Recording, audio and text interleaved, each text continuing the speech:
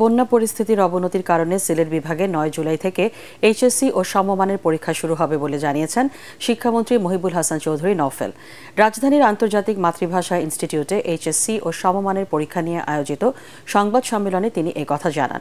এ সময় বৈষম্যমূলক pension scheme বাতিলের দাবিতে কাল থেকে দেশের সব পাবলিক বিশ্ববিদ্যালয়ে ডাকা অনির্দিষ্টকালের কর্মবিরতির বিষয়েও কথা বলেন শিক্ষামন্ত্রী।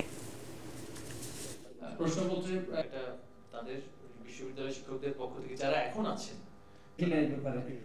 2025 সাল থেকে সরকারের সকল কর্মকর্তা কর্মচারীও কিন্তু সার্বজনীন পেনশনের যে সমস্ত স্কিমগুলো আছে সেই সমস্ত স্কিমে সেখানে তারা স্থানান্তরিত হবেন।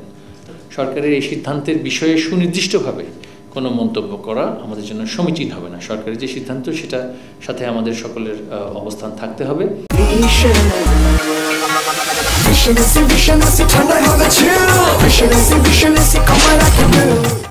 আর শিক্ষকদের বিষয়ে এই আলোচনাটি আমরা আবারও সেটা পর্যালোচনা করে দেখা যায় কিনা সেটা নিয়ে ভবিষ্যতে আলোচনা হতে পারে।